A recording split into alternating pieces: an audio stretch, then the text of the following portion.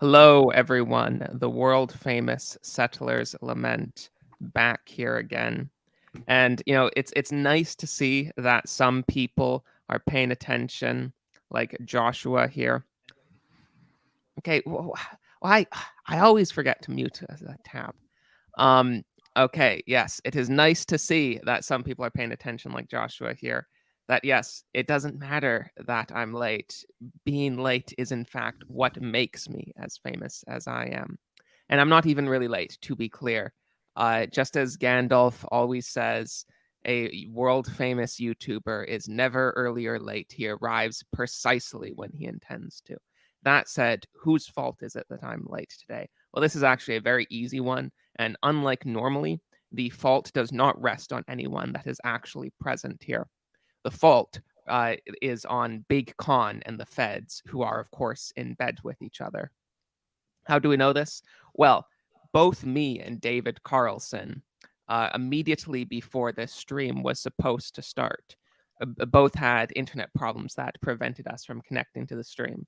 Is this a coincidence? I don't think that I don't think that where David lives is anywhere close to any part of Canada.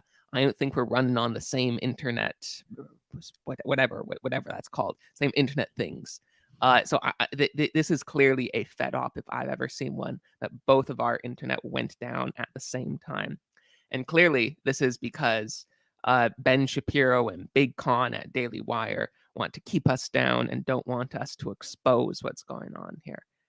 So on that note, David, I believe David Carlson today is going to be sort of doing a lot of the heavy lifting. How would you like to start off this topic? Yeah, basically, I think it's kind of maybe old news at this point because the cycle moves so quick. But there's a lot of retrospective thoughts that I think we should discuss about the way the situation was handled and what it even means and what it kind of reveals about conservative media and the way we should go and act going forward. And if you don't know, if you've been kind of sleeping under a rock or you've been very, I don't know, what is that called? Clear pilled. And you don't pay attention to this stuff with anymore. Your life other than following e-drama, which would make you a better person than me or David. Yeah, I'm top of the sector. Then you would know that Ben Shapiro and his media company Daily Wire has been in a fight with Steven Crowder for, I don't know, the last 2 weeks or so. And it's kind of toned down a lot. They've both kind of moved on, I think, for now at least. And most of it came from Steven Crowder came out not too long ago, sometime late last year in November, I think, and said he was leaving the Blaze and that he was looking for a new home. And one of the people that approached him, one of the media companies that approached him, was the Daily Wire. The Daily Wire presented him with a term sheet, not a legally binding contract, but a term sheet that is meant to be negotiated upon once it's sent. And it was, in my opinion, pretty bad. Bad from the point of view for Steven Crowder. But there's a reason for that, and that's just because term sheets are copy and pasted from client to client. When you work with lawyers, you know that they operate on a dollar per hour basis. So if you have them write a document that is replicatable, then you want to replicate that document.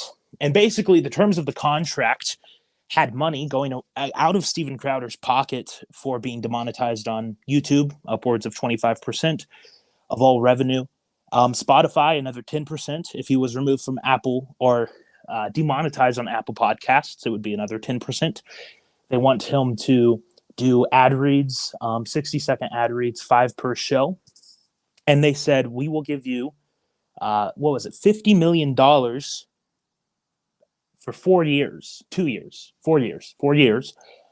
And that was offensive to Steven Crowder.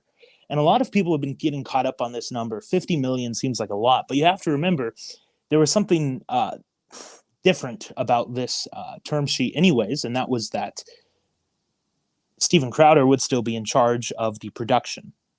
So he would still be operating out of Dallas. He would still be operating out of his studio. He would still be working with the same producers and the same writers and editors.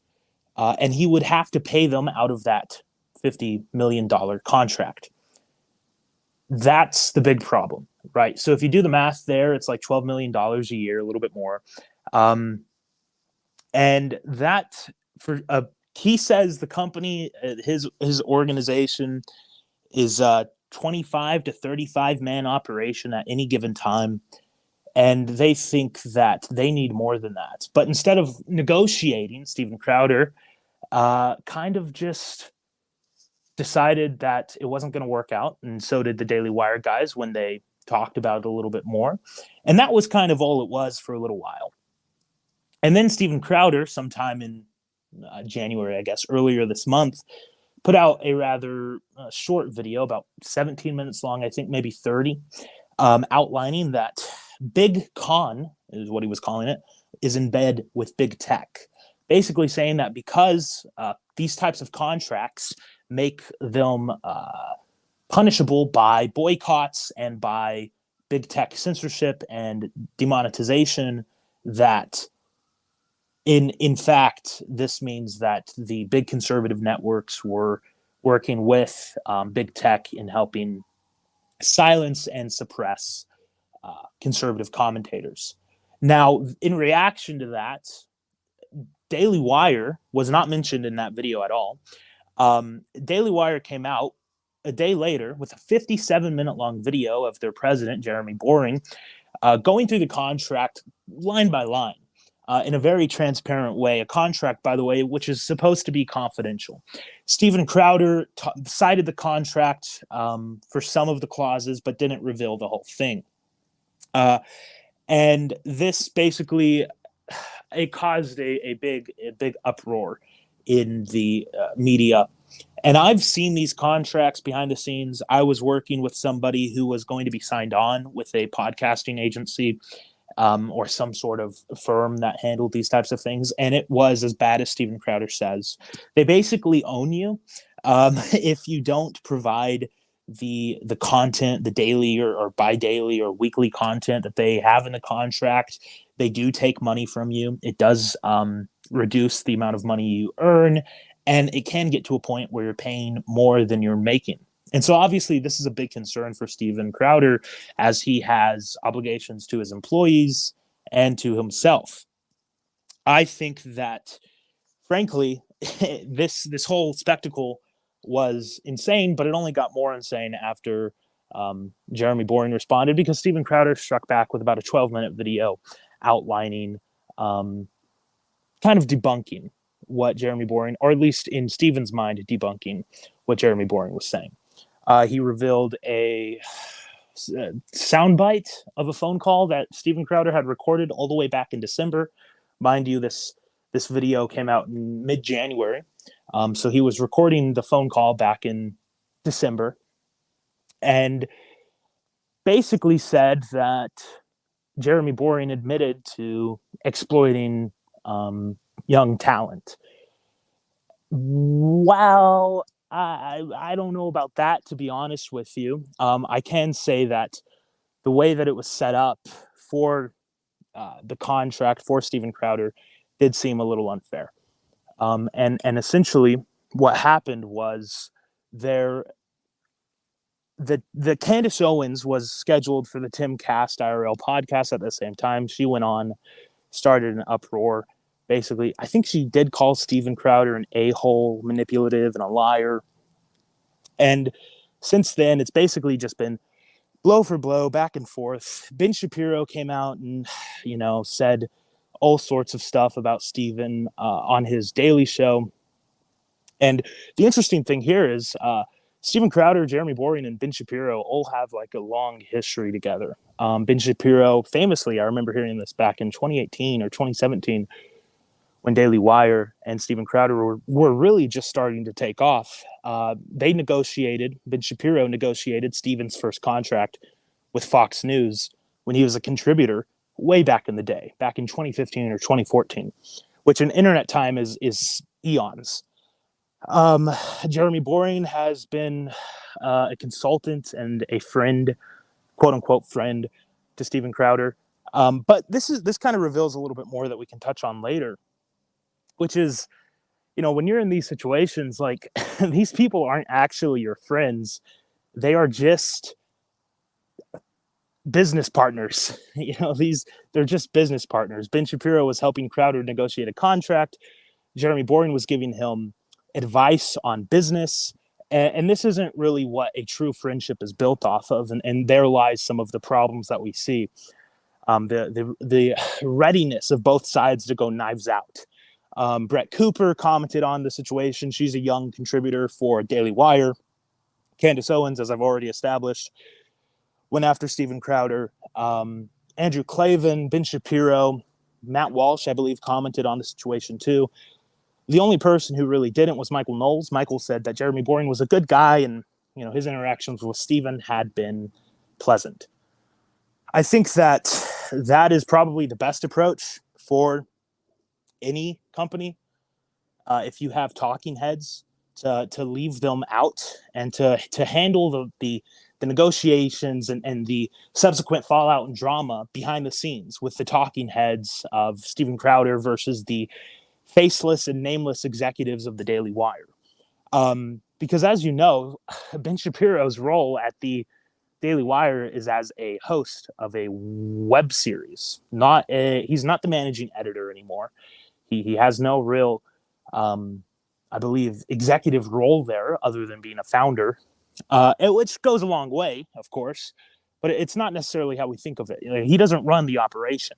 And by the way, it's a huge operation. I think they're going to do $200 million in 2023, probably upwards of that.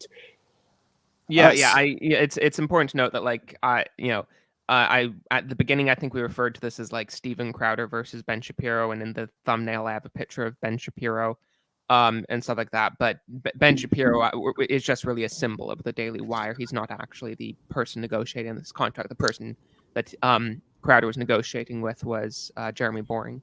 It sounds more like a Daily Wire kind of like schismatic war, like in the larger sense.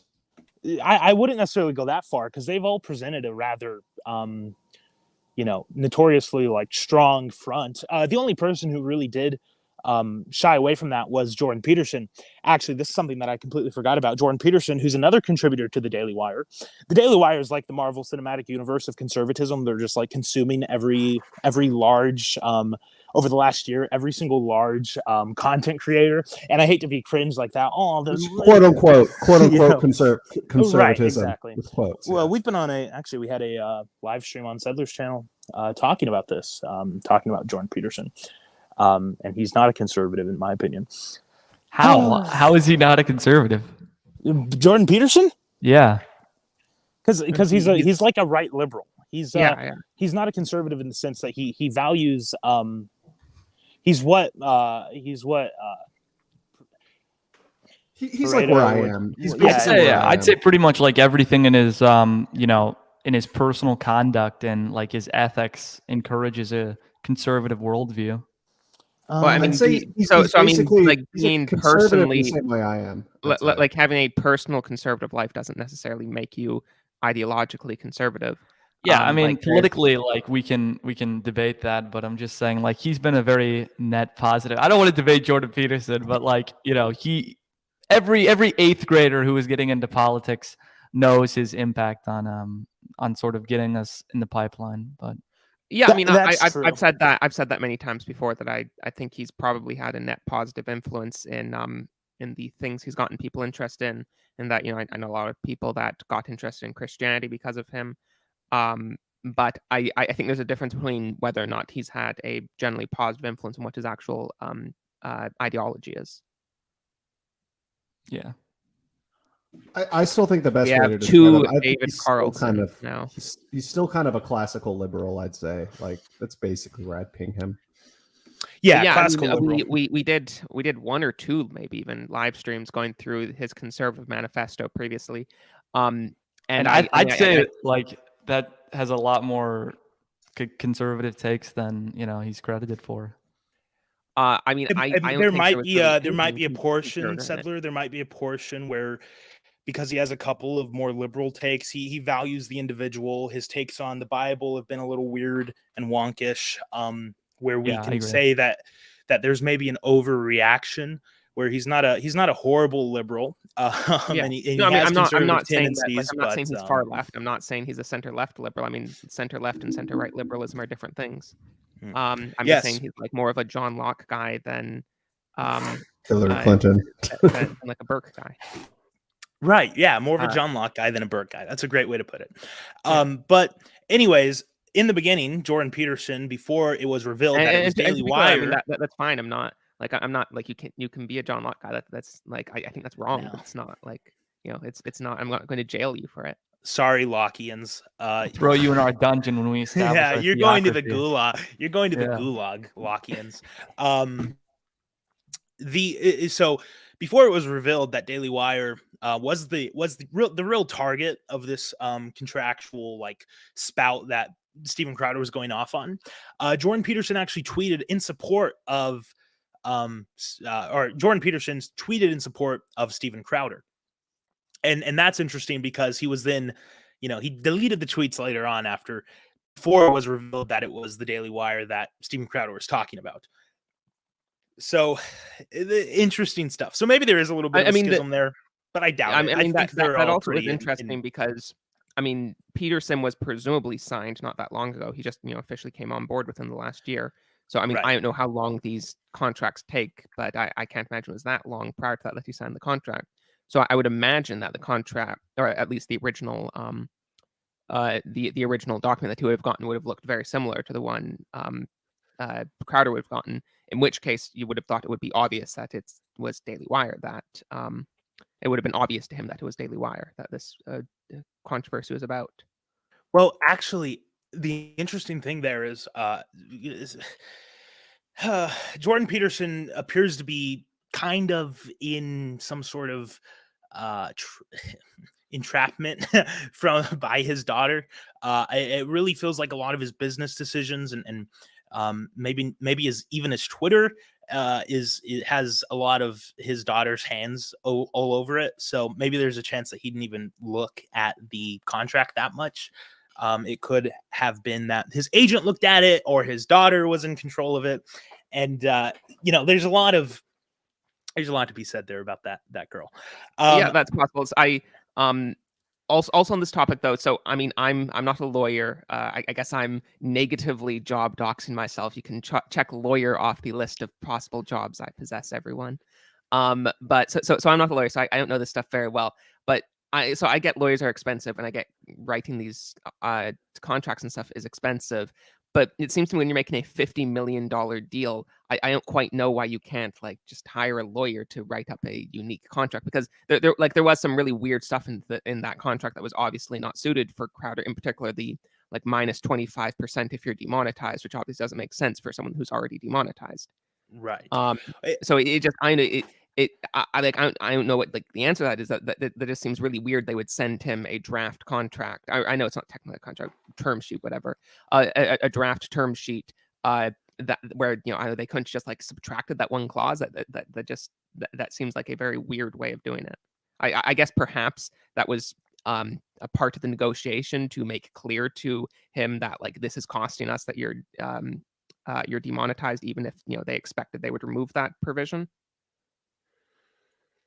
Yeah, I don't know. I think that it is weird. I certainly would like to kind of hear some of the reasoning behind that.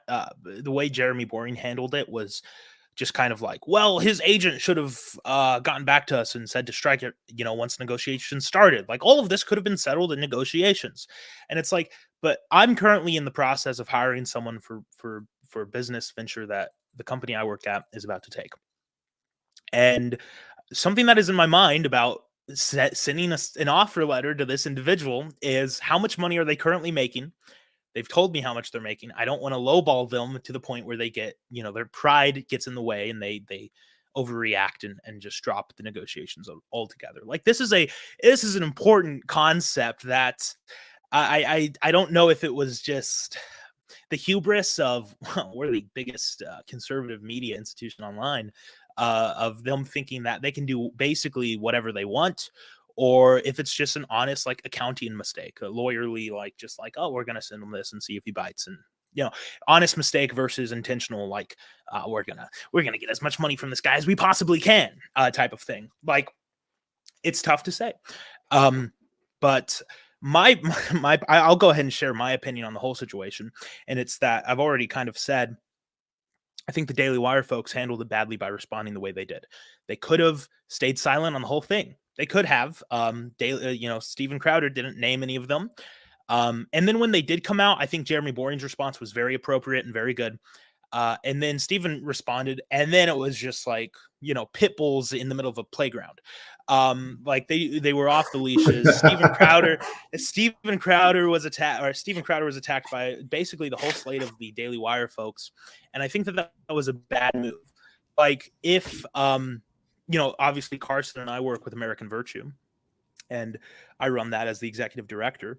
And if one of our guys, or if someone attacks American Virtue, I'm not going to be like, Carson, go get him. I'm not going to tell like Nathaniel Abbott to like get on Instagram and like start, or on his Twitter and make a thread. But there is camaraderie. Like, of course, people come after you. Like, we're usually there on the front line. So, I want to be clear. I want to be absolutely clear. I want to be absolutely clear here. Next time someone goes after Settlers Lament, I am forcing every single person who has ever been on this channel to go after them. No, we will. Don't worry. We'll attack dogs. I will. I vow to. Yeah, I will. I take the Settlers Lament pledge. No, but my point is, I said American Virtue. If someone attacked American Virtue, I would not expect every person as a part of the organization to, in return, fire upon them. Now, it's different if somebody attacks Carson Wolf as an individual. But that's not really what was happening. And see, I don't know, this is why I think he was particularly targeting Jeremy Boring. He was like, showing the voicemail on his show. So that's kind of a target of him. And I don't know. I just think it was a little bit personal. I do think the initial set of responses that I saw from the Daily Wire crowd, because I was watching this whole situation pretty closely when it happened, and I think the initial set of responses from Shapiro and Clavin, I think, were both pretty no, not Clavin. I think the first two responses I saw was Shapiro and Boring. And I think those were both very measured. I mean, as you said, the one from Boring was very good. But also the first thing Shapiro said, where he said the same thing that Boring said, where he said, like, we still love Crowder, and you should like go over to him and like subscribe to the Mug Club and everything. But it was like the day or two after that when like the fangs came out, and it was clear that that the talent at the Daily Wire were all very personally angry at Crowder, and they weren't saying stuff like that anymore.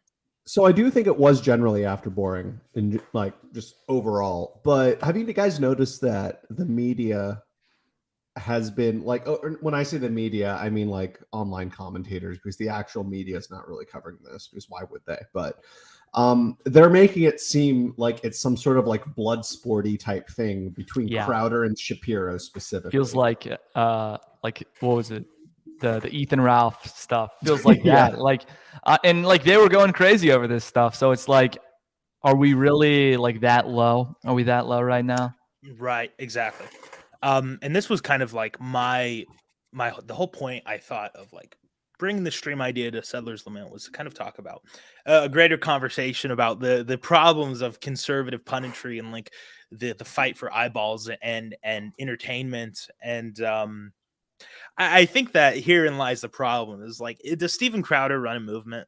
Like, he's worried about like the movement. He's like, oh, I'm concerned for the movement. It's like, I'm sorry, but hosting a show, Settlers Lament, I'm sorry, hosting a show doesn't make you, as a member of a movement. Maybe it's not just a show. It's not just a show. It's a crappy show too. Like, he's not even that funny. Like, I've never found the guy funny. True. I mean, everybody had their Crowder phase, but when I was like in 8th grade, maybe, yeah. Everybody had their phase with Crowder, but I think in grand scheme of things, like grand strategy right now, I'd say the Daily Wire completely like overshadows everything that Crowder's ever like done in the past 5 years. Oh, absolutely. That's why I'm kind of just like pro Daily Wire, because it's like Daily Wire is they're kind of a behemoth in terms of like actually putting words into action and just making good content. I think it's. Yeah, I mean, I've done a lot of criticisms of the Daily Wire crowd, and Shapiro in particular, who I think is generally the worst of them. I mean, actually, Jeremy Boring probably has a much worse ideology, but he doesn't have a show. But I mean, he said some very terrible stuff. I remember once on one of the backstage episodes, he said that the right-wing populist parties in Europe, I think he called them Nazis or something like that. But like, where we got for every like cringe comment that's made, we got Michael Knowles, we got Matt Walsh. No, I do. I mean, people. I generally support Knowles and Walsh, and I think I'm not a Knowles fan. I'm not a big Knowles fan. And you're gonna be thrown in the dungeon because Knowles is a hero. But no. So I mean, we don't need to like adjudicate specifically the problems and benefits of the particular talent on Daily Wire tonight. Well, I think maybe we should. Okay, yeah, I mean, because it is a very valid point. Like, the most activism you really see from Steven Crowder is the one time he went and like fought like union guys. He got beat up by a couple of guys that were in the union in Michigan or whatever. And then he did some college stuff, which is like, am I getting a phone call? I am. Unprofessional. Cancel me. I'm sorry, guys. He goes to colleges and he talks to students, but that's not really activism either. It's really a publicity stunt. And then there was the one time I saw him actually do something investigative, going undercover to like these Antifa and drag meetings way back before anybody else was doing it. But he stopped doing that. And he's also, during the election, drove around going to these addresses where ballots were marked as. I thought that was good work, but let's compare that to like what Michael Knowles is doing, who I would say is probably the best in effect, the most effective member of the Daily Wire cadre, because he had a Nashville rally. He lobbied and got passed legislation in Tennessee. You mean Walsh? No. Yeah. Who did I say? Did I say Michael? You said Walsh. Knowles. Oh yeah, I'm sorry. Yeah, I meant Walsh. I was a phone call and talking at the same time. He had the rally, he had the movie. It was really a big concentrated effort, and I think it went really well. He had legislation that he lobbied for in Tennessee pass, and that was pretty impressive. Ben Shapiro has done nothing of the sort. And neither have any of the other Shapiro, guys. though, I mean, go back to 2016, like arguably all of us got like mobilized in social politics by Ben Shapiro's influence. I was always on the periphery. I mean, that definitely isn't the case for me. No, I know. I'm just saying, like, he was a huge figure in mobilizing a lot of people in social politics who were younger. I don't know. I was sort of like more on the Sargon kind of side back then. So yeah, but like people who don't come from politics. Okay, that's fair. That might be a true statement, that he had a lot of listeners that then got involved in other ways. But it's like, but I mean, still, if you go up to like a regular person, like we forget, how many people know about the figures that we like talk about. True. Nobody knows. Like a lot of people don't know Steven Crowder, but you go up to anybody on the street, they know Ben Shapiro. I assure you of it. Well, it's he's pretty mainstream now. So. That Steven Crowder does have like 6 million YouTube subscribers. Like, he is fairly big. And he'd be larger. Yeah, but like people don't even know Charlie more... Kirk. Like my sister was like, had no clue who Charlie Kirk was. Well, Charlie Kirk is cringe. I'm sorry. Steven Crowder would have more of a following if he went on Fox News and these shows as much as Ben Shapiro does, but he kind of doesn't do media. Plus, Ben Shapiro, I think, is actually intelligent, whereas Steven Crowder is kind of a midwitty. Like, I mean, he could be funny from time to time, but he's just not very smart. Plus, I mean, I don't know, my gaydar kind of goes off too whenever I see him. Yeah, there was that clip making the rounds of him kind of saying that he had a bisexual phase that only lasted like 2 weeks. I don't know. I don't know. Okay. Yeah, no. Yeah, there was a clip of him like from his show talking about anxiety. And then he said he didn't want to have kids. He was scared of having kids, but he has twins now. He has 2 kids now. So I don't know. It's just this, like, it's weird internet stuff. It's literally just like A-log level content. I mean, so there actually is something tangentially related to that I think is actually quite important to bring up. From Shapiro, though, just though of the issue of say sex and children, What I'm referring to is Ben Shapiro. I know is an advocate for contraception, and I feel like this is a relevant issue. So I know I've heard It's the Ben Shapiro most. talk about this. I know specifically he gives advice every now and then for like how should start your family, what's the proper way to do this, and he says, oh, it actually is like economically beneficial to get married young and start a family. Why? Because you can save money on rent by having two people in the house rather than one, because if you're both working, and you can just use contraception and wait until you get better paying jobs to start having children. Now, I think this is very relevant to the entire situation we're talking about today. When we're talking about like Carlson did not quote what specifically Jeremy Boring had said on the phone call that that Crowder was so upset by, but in particular, he used the phrase "wage slave" to to refer to the possibility of young talent getting like He must have been demonetized using it from losing a bunch of ironically. money. Now, It has to be I ironic. do sort of. he said I do- said, well, they could be wage slaves for a little bit, and he was saying it like goofily. So I don't know. Yeah, no, I do think this is sort of like Victorian fainting couch stuff from Crowder. I'm sure we've all said much. I'm sure we've all said much edgier stuff in private conversations than that before. Oh, yeah. Not me. Never. So it's yeah, I mean, not me, of course, to be clear, but I mean, like degenerate, like evil people like those. Just that come look on my at Daily Discord Wire server about sometime. You'll Crowder. see a lot of that. But yeah, so I do feel like that's sort of Victorian fainting couch stuff from Crowder. But that said, I do think the whole economics of this situation is all very relevant when you have really like sort of economic liberal extremists like Ben Shapiro, where their whole ideology is just like if anything is happening in economics and it's consensual, it's moral. Yeah, like you'd honestly, I don't think you'd be hard pressed to get Jeremy Boring to admit that he would be fine with child labor. I understand like what these libertarian types believe. So I do think this whole issue like contraception, libertarianism, this all is very relevant to the contract negotiation. No, I agree. Yeah. I'd hardly call Ben Shapiro a libertarian, though. Like, I mean, I don't think he you- literally I- said, no, "I'm an come on. economic libertarian, social conservative." I mean, Like economic I've heard him say that libertarian- many times. And, I mean, yeah, but we're that's kind of getting different. away from the point of this whole live stream. I think to talk about the situation, the context is important. I don't think we have to like really fight about the their ideologies. I think it's worth noting that like compared to anybody in this call and anybody really in our sector, like these guys are all like very, very cringe. Like they're not like us.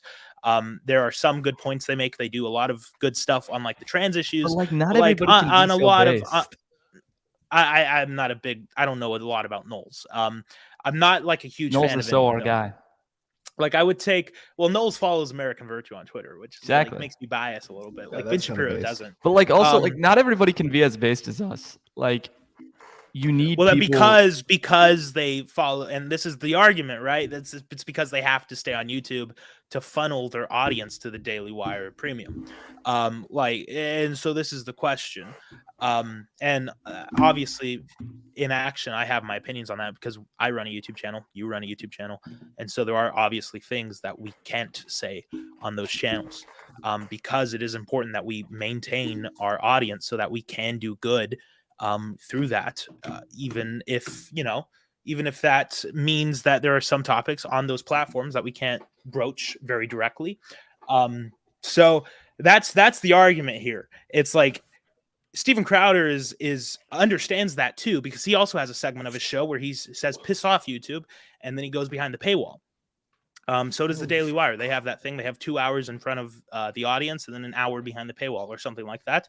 And so people understand this. It's how they make money. Like that's one thing. I understand that. Well, to be effective, you have to at this point. Yeah. Rumble isn't big enough.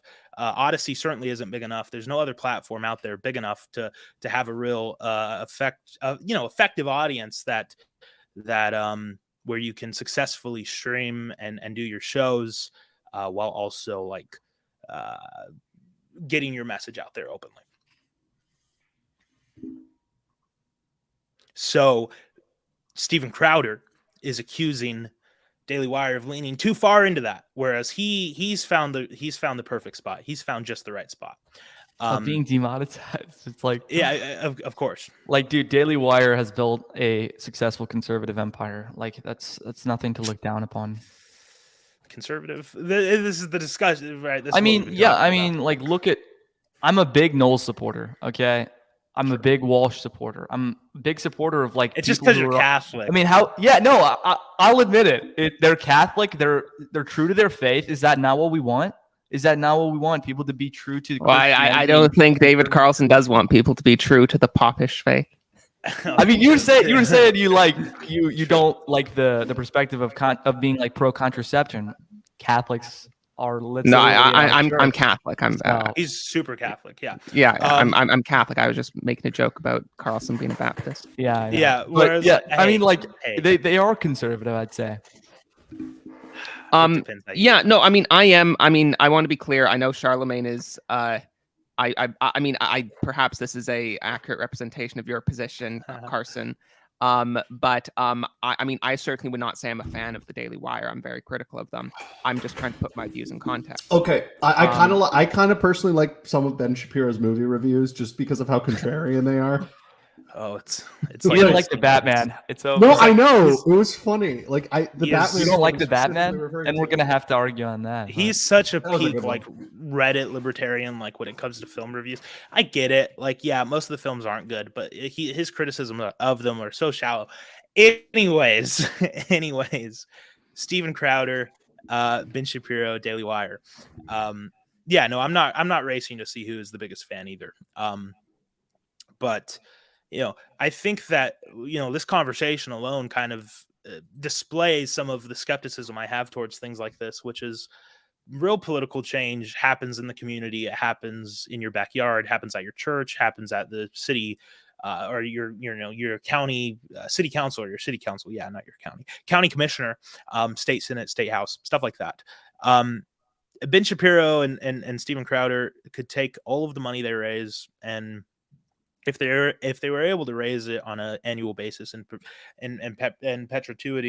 perpetuity without having the media show and actually doing political work, that'd be great. They'd be far more effective. But is that the role?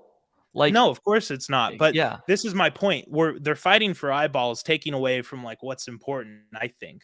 And this is the problem. This is the trap that we have to avoid falling into, where we lose sight of the movement, as Steven Crowder kept putting it, or what I would say, we lose sight of the message. and see, I agree with that. Yeah, Like, I think we that shouldn't be. I think the drama on both parts is really stupid, and it's just like frankly, it's those the G guys tier. You know what I mean? Like it's really immature. It's juvenile. We shouldn't be doing that. I mean, you're trying to change minds here, but you're just trying to get clicks, and I don't admire that very much. Yeah, I think this is something we see across, like liberals do this. And the best way I've learned over the last 2 years of like being involved in this stuff, the best way to get clicks is to start fights. Tomorrow I could relaunch my channel and like call Settler Lament like Cringe and like not based, and he would respond and we would get like clicks off of that, right? Just And like me and Kevin Castley right now, like my biggest yeah, live exactly. stream. Well, Kevin Castley like continuously only gets like sub 9 views like a stream. So I mean, he has more subs than me, but he just doesn't get as many views. Like, yeah, I mean, it was crazy. It's like, speaking of those sort of like dumb YouTube feuds, it was my recent live stream, which was Kevin Castley declares war on me, got more views than like any of my other live streams, and I feel kind of sad. It makes me sad. Well, you should. Yeah. You should be sad. It's upsetting because this is like I set out when I made my channel, and this is why I don't do it anymore. When I made my channel to do like commentary on like real issues and on news. And then I realized, and you can kind of see this if you become a member and see my videos or check out my Odyssey, like my channel stopped being about the news and about like fact-based content or ideas, and really started leaning heavily into just doing commentary and covering like the Jack Murphy, the history of Tim Pool and Dave Rubin. I started doing like commentary on these things, and some of my more successful videos got 20,000-30,000 views across the platforms, and I was like, this isn't what I want to do. Yeah, I've just moved onto video essays at this point. Like, I mean, Yeah, well, that's the what I blood started out sports as, but I wasn't. commentary, I wasn't. That's what I started out as, but I wasn't like comfortable, like not seeing as much growth as I was, and that was for multiple reasons. But so Yeah, no, I mean, I the make fun drama. of this. I make fun of this topic. I reference it all the time. That like, this isn't even really a joke though. It's just the reason I put e-celebs in the title is because it's the best way to get views. And Absolutely. people sometimes get triggered about that. But I'm sorry, I'm not the one that's doing the clicks. I'm not the one that runs the algorithm. Yeah. If I know that I'm going to get like often double the views I would get, just by changing the title, then I'm going to do what I have to do. That's a fair point. Yeah, and this, I mean, this is why like my bread and butter when I was regularly doing actual videos were the Walsh response video, because again, that's what got the best views.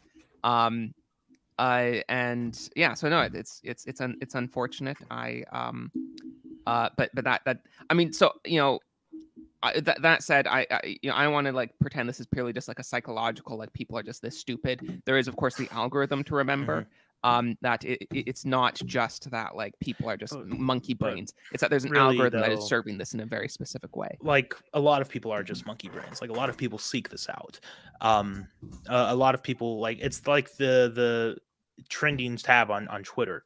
What trends is what's the most attractive, and what's the most attractive to human spectacle is like fights. People like to watch fights, and so if there's a fight, it's going to go trending. Like if Greta Thunberg responds to Andrew Tate, even though it's a stupid, like unimportant comment, like everybody's like, oh my gosh, and it's all based on kind of what I think about the situation before it even happens. I'm predisposed to thinking Greta this way. Thunberg, Andrew Tate is like making a spectacle of the clash of, which side is more dominant in our civilization, these sort of cringe liberal, like environmentalist girls, or, the Andrew Tate followers. So I think those are kind of productive in a way. But like the problem is that there was just like no clash between like the Daily Wire and Steven Crowder. Like Steven Crowder tried to make it about like, oh, Connick and big tech are in bed, but like it didn't really boil down to that, and it was just kind of came off as this kind of like personal squabble that was just kind of immature in my mind. Yeah, so something else that I feel is relevant here, and I normally mock the whole like grifter concept. I make jokes about that a lot. That's where the donate to Settlers Lament meme in part comes from. The shekelment. I'm mocking how people constantly call e-celebs grifters all the time for wanting to have money, wanting to get some money. So I normally am pretty forgiving when it comes to like stuff like ad reads and like donate to my Patreon, all those types of things. I think those are fine. That said, one thing that I did find kind of weird from Steven Crowder in this was how in his original video where he was talking about the terms sheet, he like the conclusion to his video was go to stopbigcon.com and sign up to my email list. And it's I know that did kind of rub me the wrong way, that it's not just that like he's advertising his channel at the end of the video. It's that he's saying like we're a movement, the Daily Wire is against the movement, and and because you're a part of the movement, you need to go to this website and subscribe to my email list so you can get like my future videos that will have nothing to do with this. It just sort of seems like a sort of like bait and switch with this whole movement thing that you're talking about, where he's like, oh, this is the movement, you need to be a part of the movement, when really what he means is just you need to follow my future videos. Yeah, well, he said it in the same video where he told everybody to like join the Stop Big Con email list. He said like, hey, I want to, I guess I'll have to do it myself. He had like the the realization that nobody else was going to stick up for the little guy. And that he'll have to do it. So everybody should go and follow him because he's starting his own media company or something like that. Even though he like, as like very, like you said, Victorian, like fainting couch scenario, like, says he doesn't want to do it. Like, oh, I don't want to do this. I don't want to do this forever. I always planned on retiring from like the Daily Show thing when I was like 40 or whatever. But here he is, like, having to start his own thing because he's found this problem with the Daily Wire and Fox and anybody else who offered him a contract. He said he's gotten contract offers from other people and that it didn't work out because of similar contractual obligations that the Daily Wire contract had.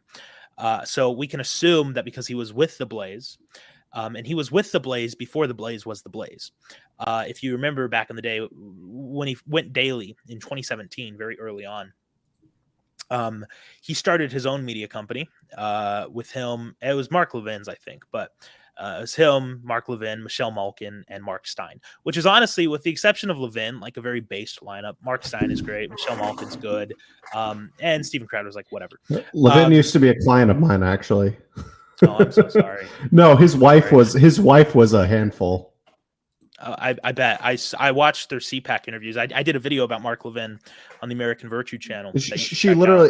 This is when I worked at a bookstore. I used to work at a Barnes and Noble. Oh, yo, me too. Really? Yeah.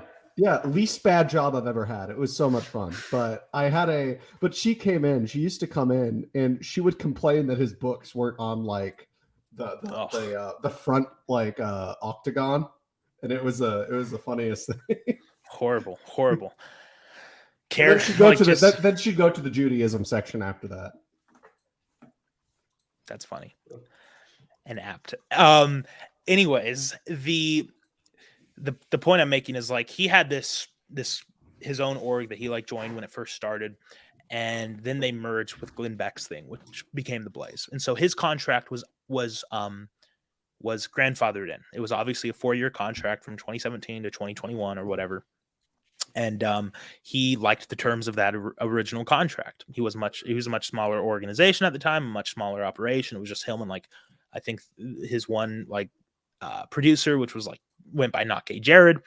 And then as things progress, you know, you have to re-sign the contract. They have negotiations. So it's safe to assume that Blaze offered him something and he declined. I think people were speculating that, like, Fox News, and there's a couple of other organizations, I'm sure, that maybe Turning Point Live, maybe PragerU, some other things like that. Is Turning Point Live, is that even a thing, Carson, anymore? I don't even know. I think so. I don't know. I have never heard of that before in my entire life. Yeah, it was. They gave it a good old college try, I guess. So anyways, he had to decline all of them because he didn't find a contract. And so now he's starting his own thing, I guess. And he offered, like, young guys to join. And that's why he said, like, go to this, you know, this email list and sign up. But honestly, that is still kind of sus, because, like, data is like the oil of the 21st century. 800,000 person email list is worth like $1.5 million. I know that because we bought ads on Matt Walsh's show once, and they were very expensive. And to get access to the email list, to rent it was expensive. To buy it was basically impossible. Like, these things are not easily done. So yeah, he was probably just trying to, like, secure his future operations just by that. And if he does get an email list of 300,000 or more, that puts him at a very strong starting point. Everybody sign up to the Settlers Lament email list today. Yeah. My goal is 300,000 people by the end of today. That's right. That's a good goal. But yeah, I mean, can you? I don't know. It's like this is the other problem. Like, everybody grifts. Everybody's a grifter in this. Like, all of the mainstream guys are grifters, with few exceptions. So true. When everyone's a my grifter. subscribe star is in the description.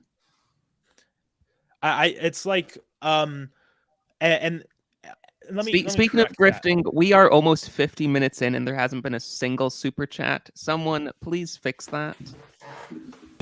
Everybody, with the exception of Settlers Lament and myself, and the people that are closely associated with me and that are good friends of mine, are grifters in this, you know, especially the people who run the businesses.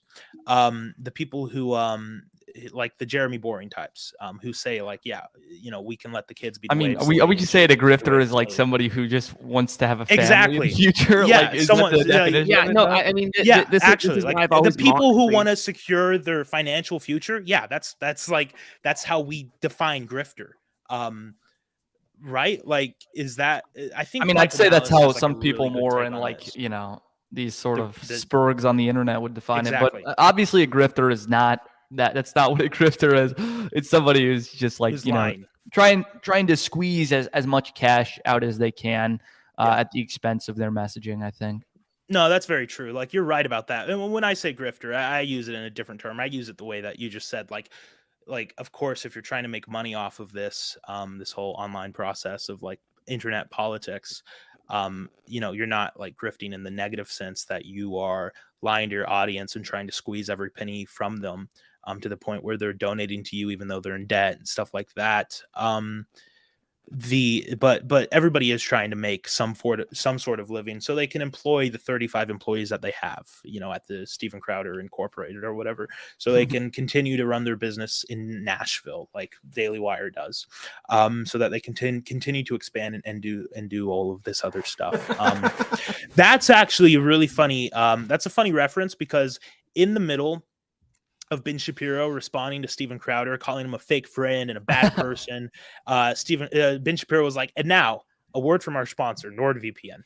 And the comedic timing of that was just like on full display of the kind of quality that, you know, kind of what I'm talking about. Like, you got to make your money. Like, if you're going to have this show, if you're going to hire people, if you're going to have a family and do this full time, you got to make your money. And some people are like super opposed to that, and I think that's kind of weird.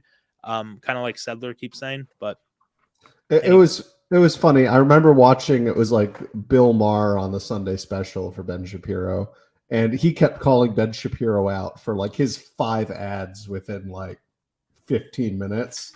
And Ben Shapiro literally says, "Well, you got to make your money." Yeah, exactly. Yeah, Well, you gotta I mean, this is expensive to produce stuff, especially you're putting out for free. I mean, I don't think Ben Shapiro has 15 ads or 5 ads in 15 minutes. I think it's probably 5 ads. And I was being hyperbolic, but yeah. Well, he does like 4 ad. No, they do 4 ad reads in a 2-minute segment, so it's like an ad every 30 minutes. Okay. And the Daily Show and I remember this because, like I said, we bought ads at a place I worked at. We bought some of the Daily Wire ad space, and the special show that you're referring to, I haven't watched it in years, but from what I recall, it was only an hour long, and they still did 4 ads on it. So yeah, it was probably about 15 minutes. Yeah.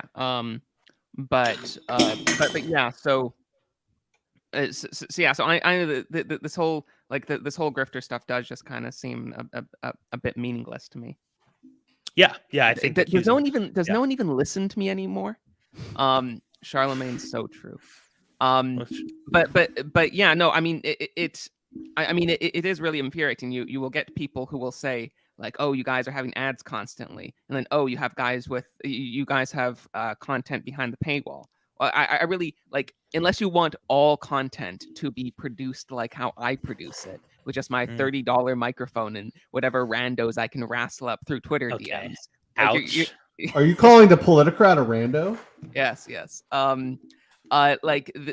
Sorry, this is the highest level quality that you're going to get if you don't have this type of stuff. So again, like, I'm not some people have seemed to think that I'm extremely defending the Daily Wire here. I mean, I think there's lots of problems with them. I just like having a business model. I don't think that's one of them. Yeah. I am defending the Daily Wire, and I will continue to do so. I think that they're a very positive force in the conservative movement, frankly.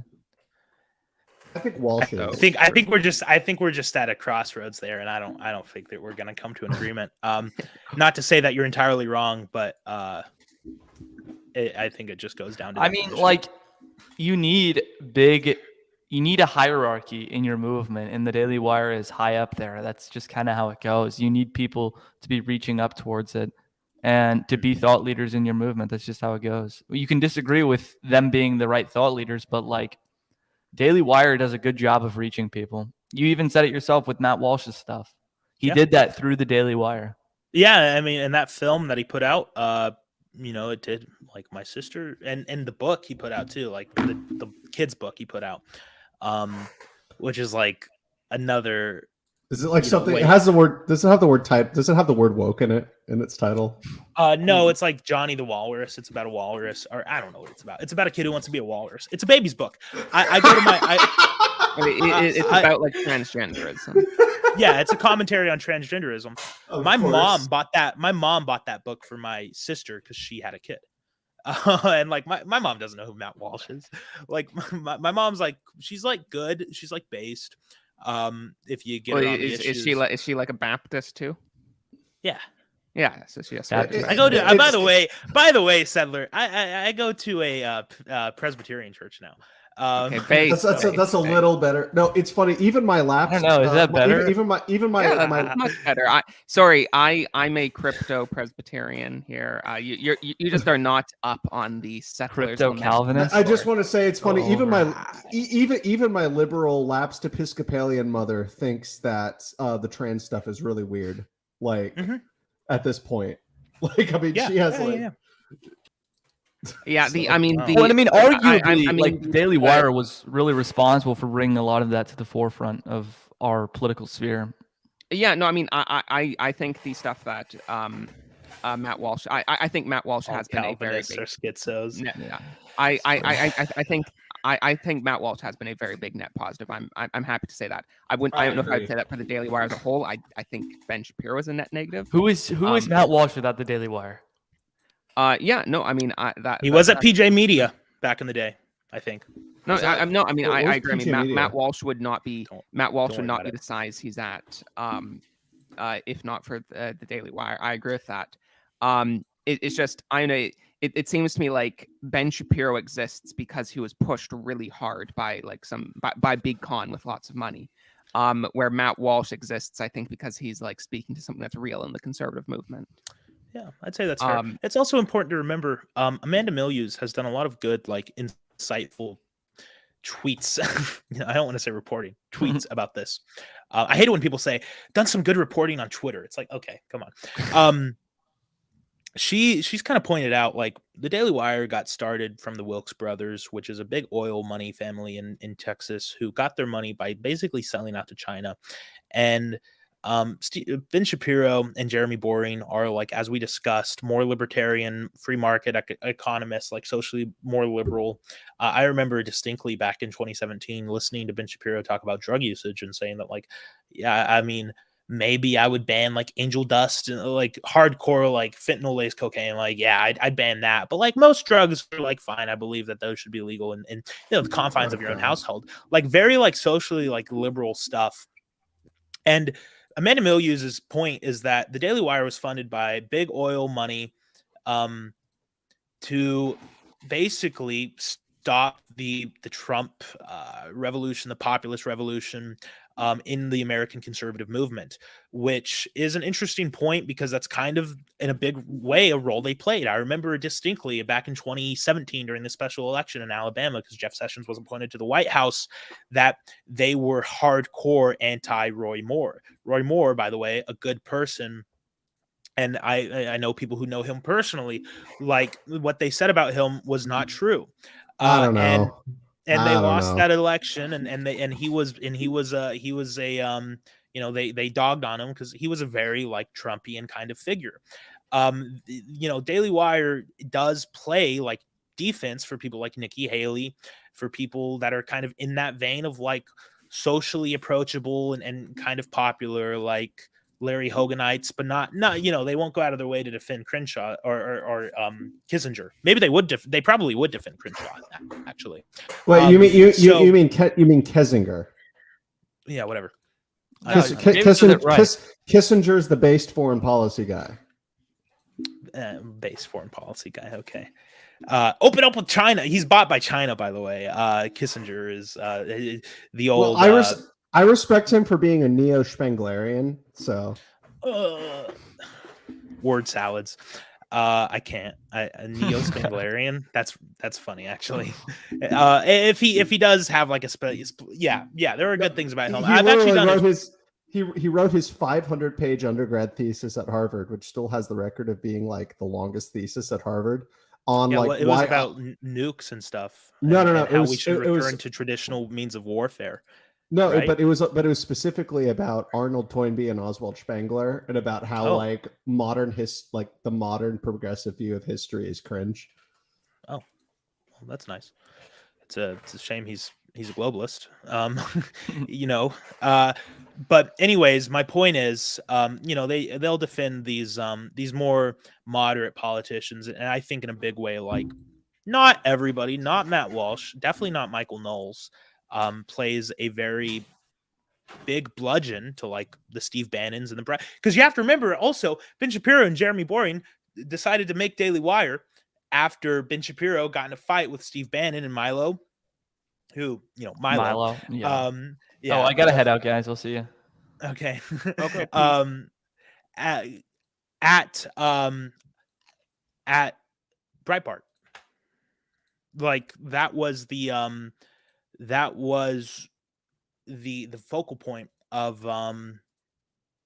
Daily Wire's inception. Like that's when it came around, was after they got in a fight with the more populist factions of the conservative movement in 2016. Yeah, so that's true. I mean, I agree with pretty much all the criticisms you're talking about Daily Wire. That said, I have some grifting that I need to do. Heath for $2 said, "Buy something nice, Settler. Thank you very much." And False Gods, I really hope that's not a Reddit atheist username and you're only referring to actual false gods. For $10 says, "In support of the grift. Thank you very much." There, now this stream is worth my time. Thank you very much, guys. Just want to point out it was really funny that the minute I mentioned Milo, Carson Wolf was like, "I'm out of here." No, unintentionally, but still funny. Yes, and let's see. There's one here from the beginning. There's one comment I wanted to make fun of. This based conservatism is progressivism driving the speed limit. So sorry, my audio quality is about to go bad. Sorry. Embrace masculinity. You're kind of a loser. Can you shut up and stop saying these like 5-year-old talking points? Like I'm not saying I'm a huge fan of mainstream conservatism. I'm not. But you don't need to say stupid stuff like that. Okay. Fair enough. And I just got some more money. I've been listening to Coast to Coast all week. Here are some of my grift bucks. Thank you very much. I've been listening to Coast to Coast. Okay, this doesn't is. So when I first read that, I thought that was a thing, and I thought he meant that he's been moving around a lot and listening to my channel. But now, no, he says like I've been listening to Coast to Coast. I have no idea what Coast to Coast is. Is this a show? Is this a band? I have Space Ghost, Coast to Coast. I have absolutely no idea what Coast to Coast is. I have very many questions about that. I don't know. Either way, thank you very much, C Rider, for the $10. And I hope that Coast to Coast is Catholic at the very least. It's Reliant K, but for Catholics. Schismatic, like the Politicrat. Oh, Charlemagne's upset at us. He's disappointed. We don't know who Coast to Coast is. Zoomers sigh. Sorry, Charlemagne. Not everybody's old like you. I'm not a Zoomer. It's a radio about aliens. I'm Crowder's top guy. Okay, Thom, I might need to remove you from being one of my Discord mods for that. I would have been Steven Crowder's top guy. Steven Crowder needed me. I would have been. Yeah, no. So something I would like to something I would like to add here. I don't know if we're going to be going on for much longer. But something I think that's relevant to talk about here is, I mean, we've talked about both criticisms and positive things with the Daily Wire tonight. But so I think it's relevant to refocus this on what exactly is Steven Crowder's criticisms of the Daily Wire, because this I think is perhaps maybe the most perplexing issue with this whole situation, in that I don't really think there's any like serious ideological difference between Steven Crowder and Ben Shapiro. I mean, if anything, I think Crowder is probably more liberal than they are both. They are both what I call ontological boomers. So boomercons, regardless of their age, like they are like exemplars, standard bearers of the boomercons. Yeah, no, exactly. But it's just like if this was someone more based going after them for what they're doing, then or for Daily Crowder, then this would make sense. But I mean, I suppose the difference that Crowder is highlighting is that the Daily Wire is the issue of free speech, is that they're saying that, and big tech censorship, is that Crowder is saying that he really believes in those things, but the Daily Wire doesn't really believe in those things, because they're Right. grifters and they're sold out. Well, one of the criticisms he did levy was that they were having cocktail parties with like YouTube executives, and then the Daily Wire's whole response to that was like, "I've only ever talked to Susan Wojcicki like one time."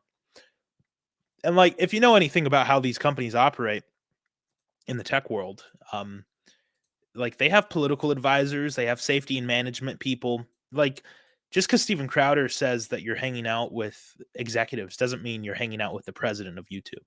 It means you're going to cocktail parties with their underlings, you know, the head of safety policy, or whatever, the head of customer service relation, you know, whatever you want to say, you know, whatever stupid Silicon Valley title that the people in Silicon Valley came up with to call the people who handle censorship on YouTube. I think that's something they haven't like addressed. I honestly do think they have a backdoor into YouTube's algorithm. I think that they've kind of been marked as like a platform that YouTube sees as, you know, bad, but not bad enough that they can boost it. They can still boost it above a lot of other conservative voices, because it's so true that you know, contrarian takes on YouTube are algorithmically suppressed. I mean, that's just undeniable. If you've uploaded videos, you can see it in like your view line. Even if you have a underperforming video or an overperforming video, there will be instances where if you upload content and you're a conservative and it starts to do very well, it'll just flatline suddenly, which is statistically improbable. And that's because of the algorithm kind of targeting you out. And there are ways around this in the algorithm that I'm kind of tinkering with right now, and to some success and some failure. And I'd be happy to share that with other content creators after, you know, this whole thing is done. But I think Daily Wire does have like the green light from YouTube execs, and I think that they not necessarily are working together, but I think that Steven Crowder has just so happened to be on the YouTube terms of services side of things on just about every like major controversial thing over the last 3 years or so, talking about COVID, talking about the election, and talking about the 2022 elections. You know, even some of the George Floyd stuff. Did he comment on the Project Veritas tapes? I know someone who got suspended for that. Actually, that's something I'm going to look up right now. I mean, I don't know if you guys have any thoughts about that, but I don't personally. Yeah, no, I mean, I think those are fair points for differences between Crowder and Daily Wire. But I mean, I would still say like ideologically, I think they're basically identical. That it's like free speech. Like, I'm not saying I don't support free speech. I believe in free speech. I don't believe in like all these ridiculous like far left expansions of free speech. Like blasphemy isn't free speech. Like anti-baby hate speech isn't free speech. Like there's lots of things that like the far left says is free speech that isn't. But I believe in like real free speech. But that said, like I'm not a free speech warrior. I'm not a free speech absolutist. Again, those aren't real. Like that, again, those are also abuses of free speech. Like Kyle Klinsky, and the whole Kyle Klinsky the whole like free speech warrior stuff. It's really cringe if it's not free speech for a particular end. Like if I was living in a relatively conservative, good, wholesome society that had some things, I'd say, you know, this is technically speech is slightly less free than I would like it to be. But if otherwise society was basically doing well, I wouldn't be super concerned about that. I'd probably be more concerned with other things. The reason that free speech is such an issue is because we're being told we're not allowed to say true and good things, and that we must say false things. So with Crowder, and I'm not saying that, you know, Crowder doesn't. So I'm not saying that that's not applicable for some of Crowder's criticisms of this sort of mainstream. But when he basically agrees with Ben Shapiro on a lot of issues, when he's generally a center right liberal, I'm not quite sure what I'm like. Again, it's like I want to know like free speech for what, like what are the like big issues that you want to talk about that you're being censored. If it's just free speech in the abstract, I really think this is not a helpful position. fair enough. But I think it's a position that Steven Crowder holds, whether it's wrong or right. I think he's wrong. Yeah. I agree with you. But And question also, then sorry, is, I would like to call out my mod here, Thom. That other Thom is not me. He does not have a wrench. Okay, this I do not trust you, Thom. It is true that if you look at that super chat, the Thom does not have a wrench. But that's probably just because it's a super chat. So I'm going to need you to super chat to prove that when you super chat, it doesn't just take away the wrench. Wait, is this not the real Thom? I don't know. He's claiming that the super chat was not from him. He's yeah, claiming this is shaping up to be a real Thomtroversy. very true. Very true. That was bad. Yeah, I'm sorry. Okay, Lowell Kolensky isn't a free speech absolute at all. Kolensky is, I don't think who's Kolensky? I don't think anyone's been talking about. Kyle Kolensky, the guy. Yeah, I mean, I'd assume that's who this is referring to. I mean, I don't think anyone here has mentioned Kyle Kolensky. No, I did. I said he claims to be a free speech absolutist. Right. Oh, okay. I think the only time I ever watched Kyle Kolensky is when he did a live stream at Sargon or something. Okay, like that. he unironically thinks that pornography is healthy and good. Yeah, I mean, not really surprising. I mean, that's a fairly that's a fairly normal liberal libertarian take, which is insane, by the way. There's been absolutely no studies conducted that have shown that, or any sorts of research, or all studies have shown the opposite. And not to say that I'm a study guy, but even when the studies don't support the liberal narrative, then it's big time. Wow, you guys are dumb on this topic, and they are. Even the feminists are right on this point. Even the feminists agree that it's bad. Some of them. Yeah, I mean that I think that's mostly just the TERFs. Yes. The young TERFs. That's going to be J.K. Rowling's media. J.K. Rowling. I'm actually that new game actually does not look terrible. I'm not familiar. I saw that it was getting marked on Steam as genocide simulator. Yeah. Yes. Yeah. I'm buying it. I'm totally getting it. Yeah, I mean this is Settlers Lament instantly tries to change the topic as quick as he can. No, I mean I mean you're just reporting what people have said.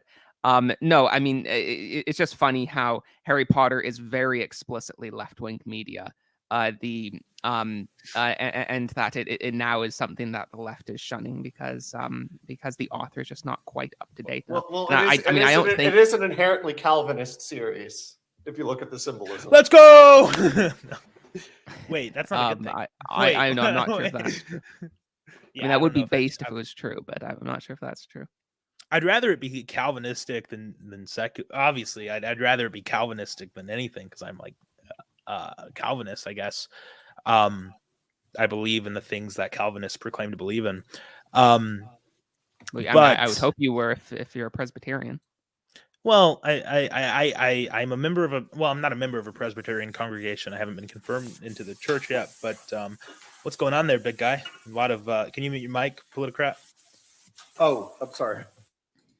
But Charles Redding for $5 Canadian. That is, of course, about $1.20 American. Really? That bad? No, I'm exaggerating slightly. I think Canadian is worth about 25% less than American. And here says based. But yes, Charles Redding for $5. Reminder that Joseph of Arithmia brought Jesus to England, and Jerusalem was built there. I mean, I can't prove that's definitely true, but I also can't prove that's false. So, as an Anglican, I endorse that. It's yeah, I mean, as an Anglican, you should submit to the Pope. You're outnumbered, settlers. Watch out. Settlers, I know that the Watch two out, buddy. streams in a row. My last stream was majority heretics. Well, Carson is very devout Catholic, but now he's gone. So yes, and I'm in great danger. Both of you need to know that. Okay, so David and Settlers Lament need to know that I am not a theological Protestant. So yeah, I mean, I don't know if we should get. I'm gonna theologically bash my head against the wall until it starts bleeding. I don't know, man. I just go to church. Yeah, I mean, I really do not. I really, you know, yeah, I mean, I really do not see high church Anglicans as being any more Catholic than any other Protestant.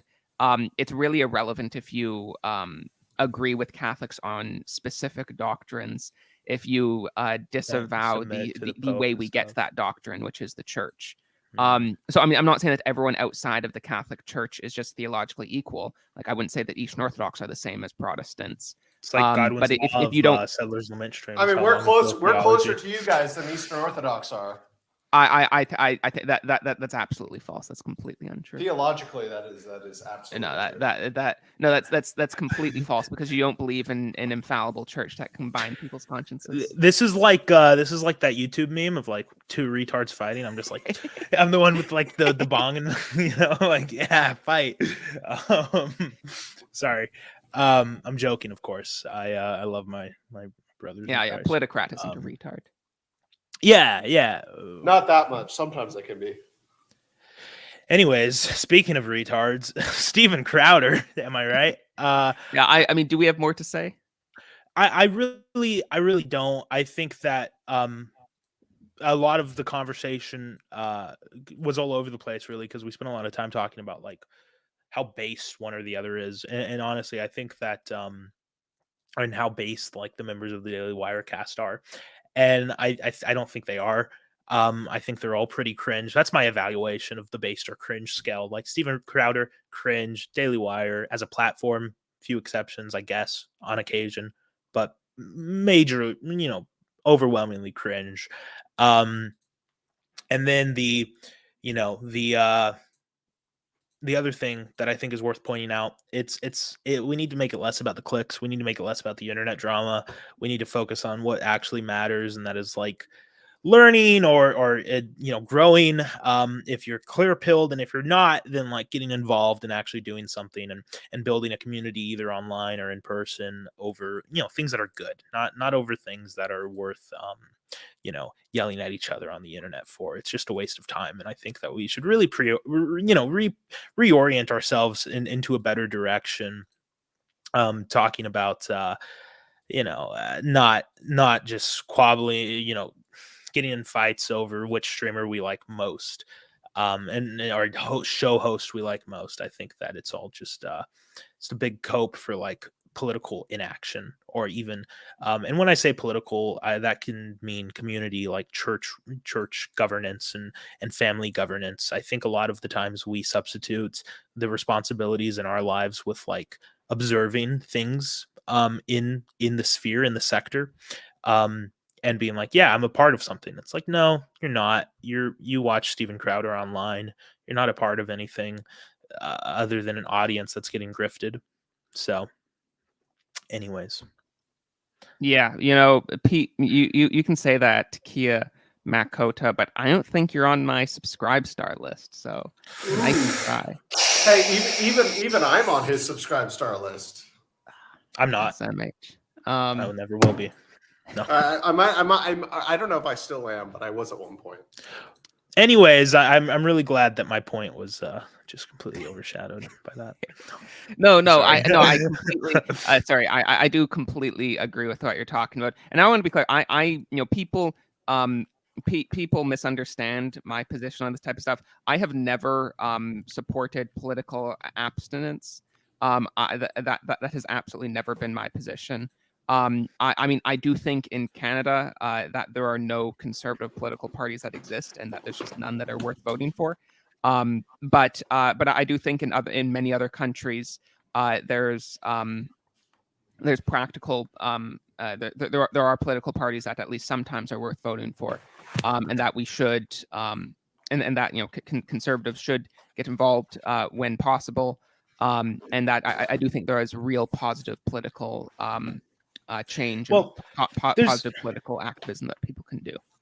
There's this really interesting book that I got from my boss, actually. It's a 3-part volume. It's God and Government by Gary DeMar, and I think he might be like a Reconstructionist, which I'm not really too big into, I guess. I'm still trying to figure that out. But he talks a lot about Noah Webster. Yeah, this is Reconstructionism. It's R.J. Rushdoony and stuff. But the point of like, what is politics and governance, and we, the way we behave, any social order with a hierarchy. In Old English, or even in more modern English, just 60 years ago, government used to mean your family, used to mean your church. Like your church was a form of government. Your responsibilities in your household were a form of government, and the terms were really used interchangeably. So this is something that I annotated in this book. To deny the validity of the government and the responsibilities that each has under God would be to deny the authority that belongs to each of them in the realm of their activity. If we as individuals neglect our personal governing duties, then we can expect the state to assume the role of all other legitimate governments and claim to be the sole government while labeling all others as counterfeits. So this is why the church has fallen off, the family's fallen off, because we've neglected our governing roles in these other institutions. So when I say involved in like politics, when I say involved in community, that's what I'm talking about. I'm not only talking about like going out and voting and door knocking. Because those things, in my opinion, are important, and I do that in ways I think that we sometimes limit our scope to what we're talking about too often. So yeah, no, I agree completely.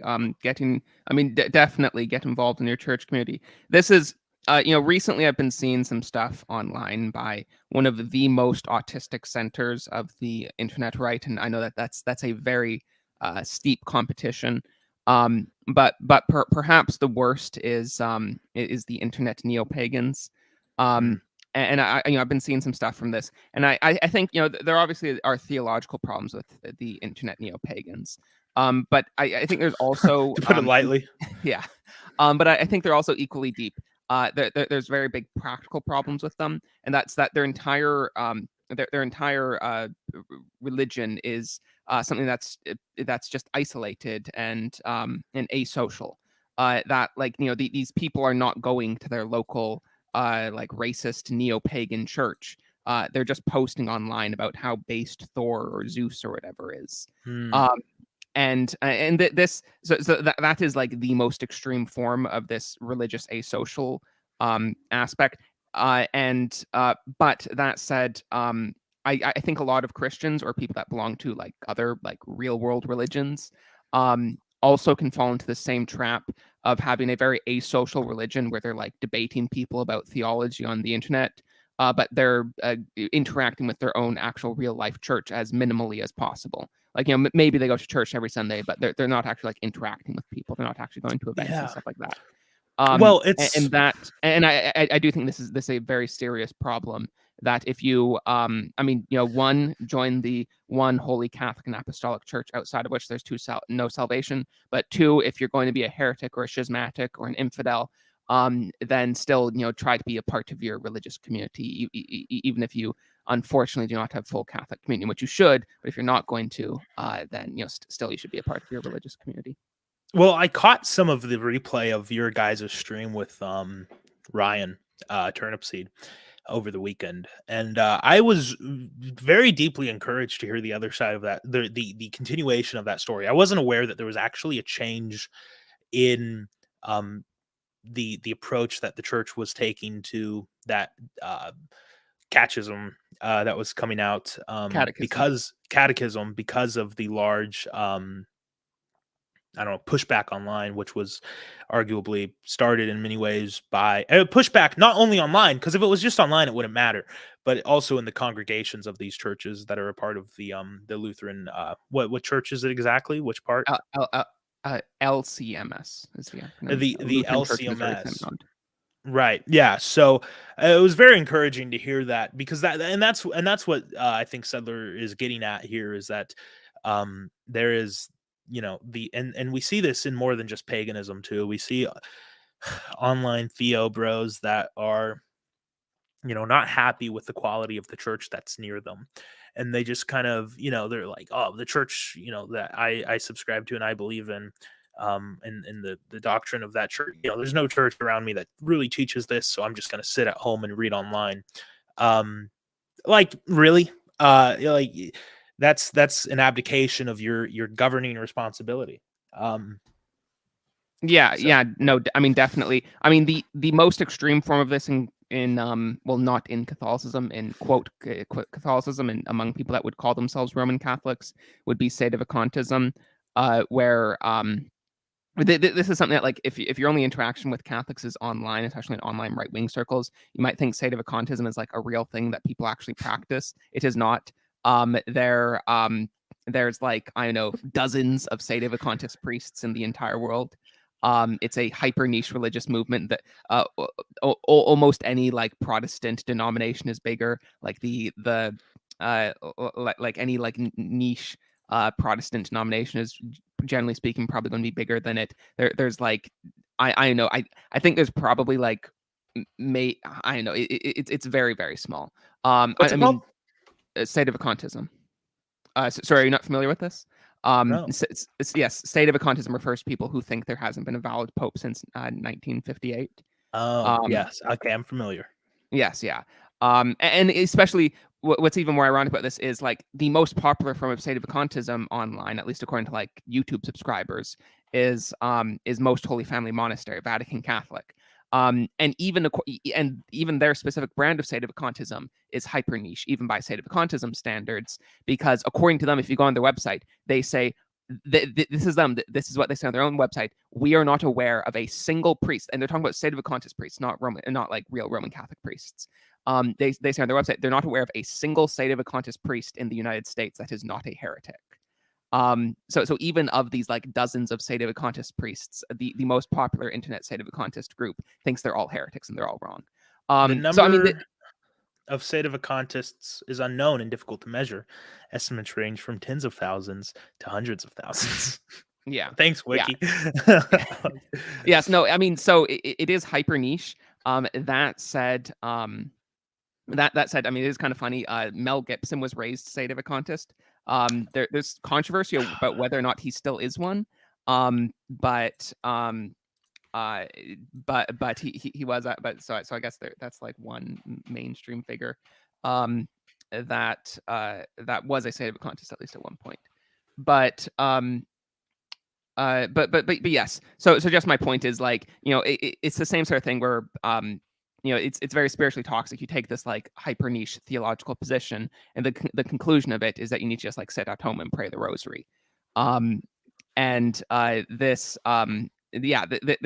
This is very bad. I mean, you know, I've seen the same thing with Protestants too. Sometimes, like I remember I was talking to this one Protestant, and I was Catholic when I was having this conversation, but I was telling him that like he was a recent convert, and I think I talked with him about Catholic stuff, but I was telling him, well, you know, you should find a church community to get involved with.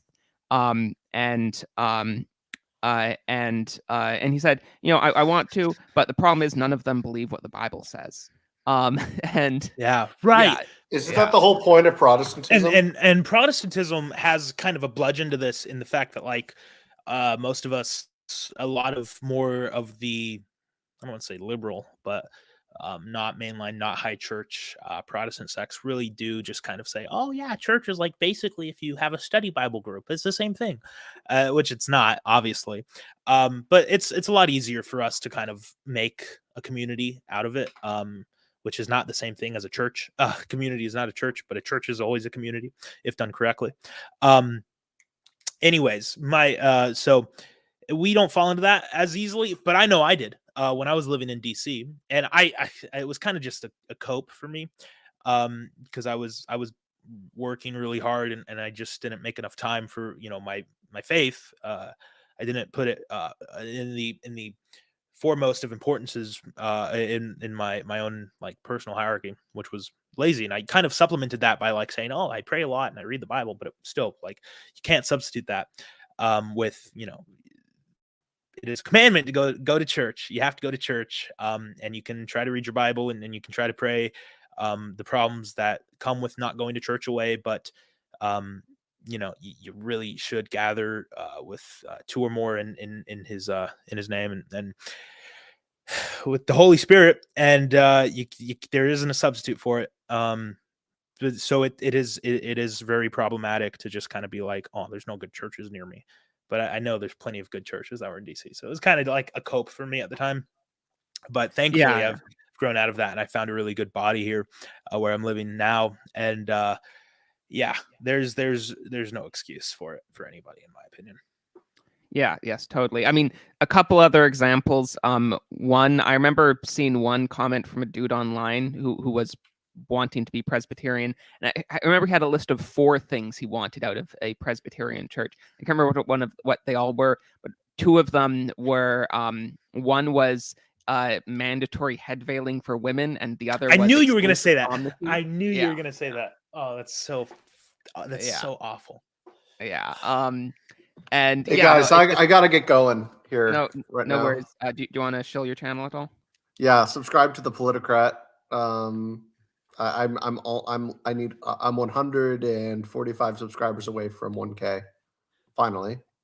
So even if you don't watch my content, subscribe to me. It'll help the algorithm.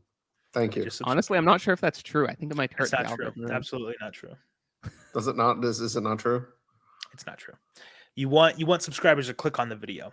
Click through rate is what helps. Yes. the algorithm. Watch my 45-minute documentary on Sir John Bagot Glubb and the Fate of Empires. So. And if you put it on 0.25 speed, if you slow it down, then it accumulates more watch time, which helps the algorithm. So put his content on in the background at 0.25 speed and help him a lot.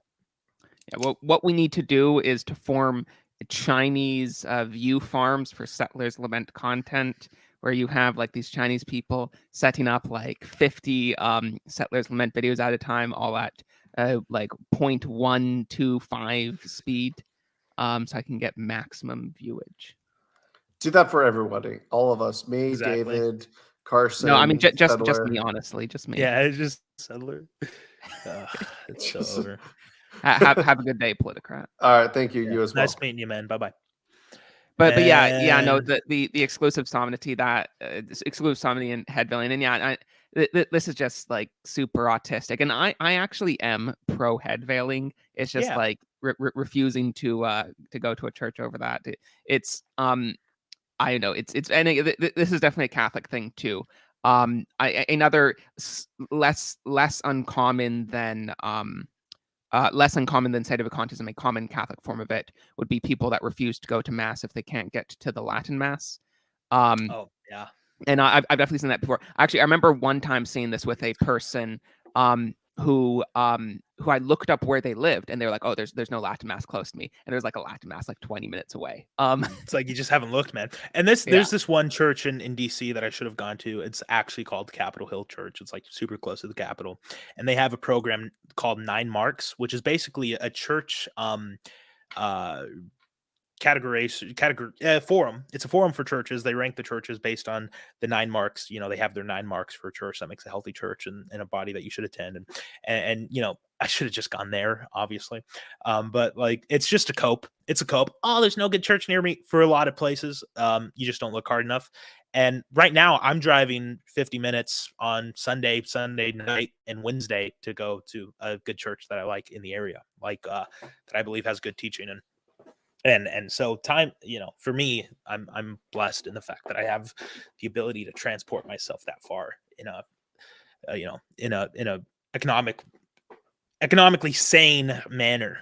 So that's a blessing in of itself. Some people can't do that. Yes, definitely. But yes, I mean the church you should have gone to in Washington D.C. is the Basilica of the National Shrine of the Immaculate Conception. But I suppose that one you're referring to might have been. I went to a mass in Palm Springs, actually.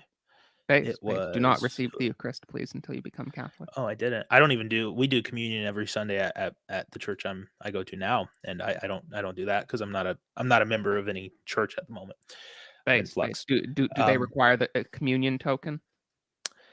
I don't know what you mean by communion token. This was like an old this was like an old Presbyterian practice. I'm sorry, joking. I don't think anyone does it anymore. Where they would like, you'd have to be like interviewed by the pastor or the elders or something. I can't remember what exactly.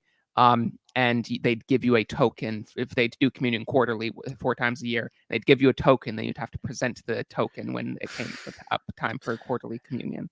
That's kind of based, but no. No, I mean, at the beginning of every communion, he says we have 3 qualifications. You have repented and believe you are in good standing with the current church, and you're a member of a congregation, even if it's not our church, as long as you are, a member of a good church body.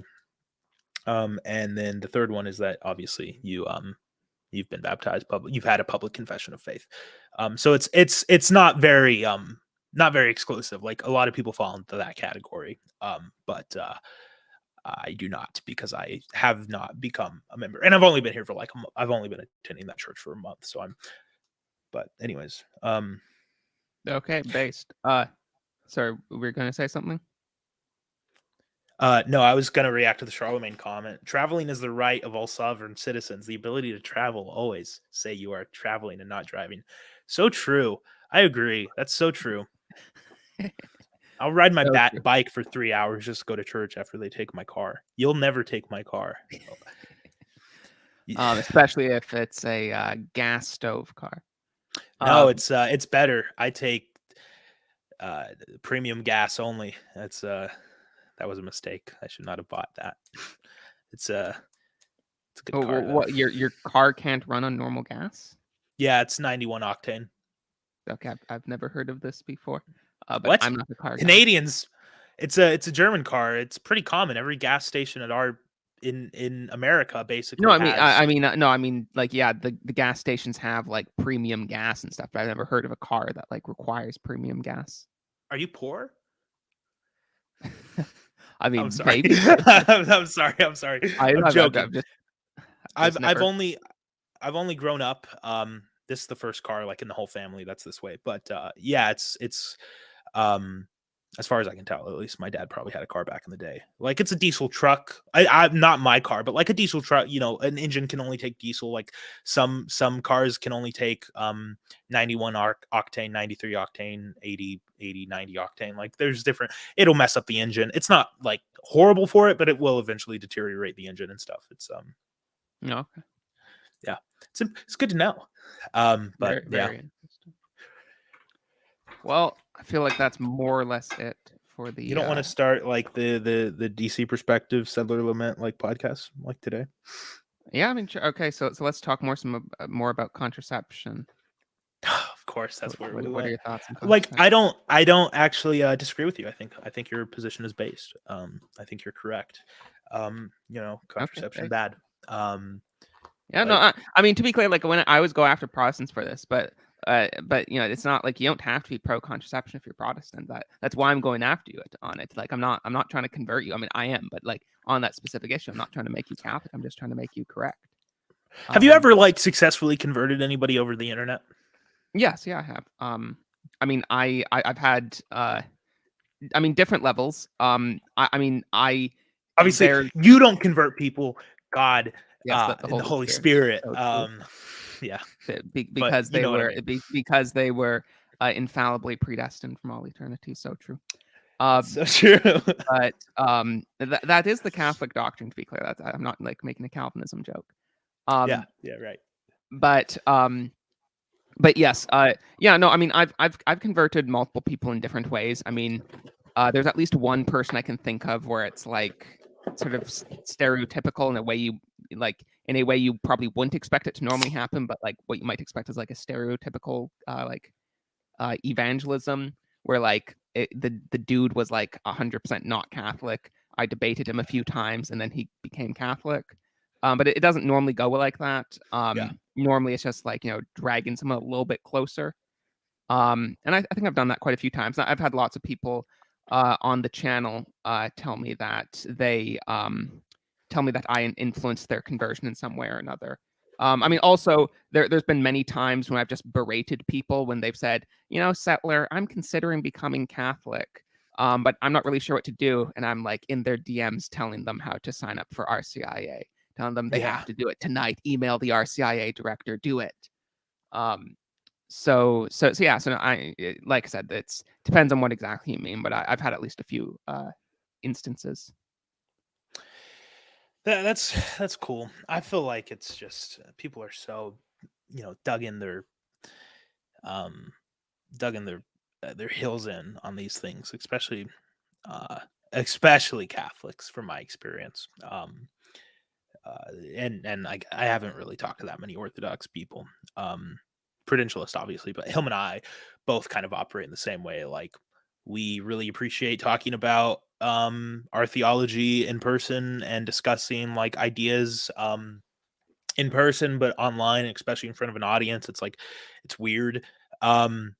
you know, especially talking about salvation and the different, because I'm not an expert by any means. Like, I'm a 20-year-old dude who's just trying to figure it out myself, by relying on the word of God and on the congregation and on the pastor, especially, and other people's writings, and like, I don't know. It's always been kind of difficult for me to, because whenever I talk about the gospel or whenever I talk about theology in front of a group of people, online, I'm always very cognitive of like the fact that a lot of people in our circles are very Catholic, um, especially in my audience in the past. And there was a few Calvinists here and there, and some like, you know, like evangelifish like Protestants, but you know, so whenever I explain it, I'm like trying to like be inclusive and explain it in a way that's like, well, Catholics believe this, but Protestants believe this, and other Protestants believe, and it's just always a mess. And so I just kind of like avoid it,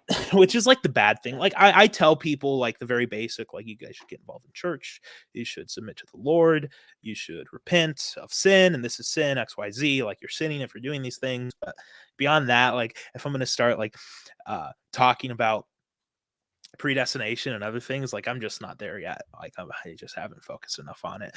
But I do have a question for you, something I have been learning a lot about, is eschatology.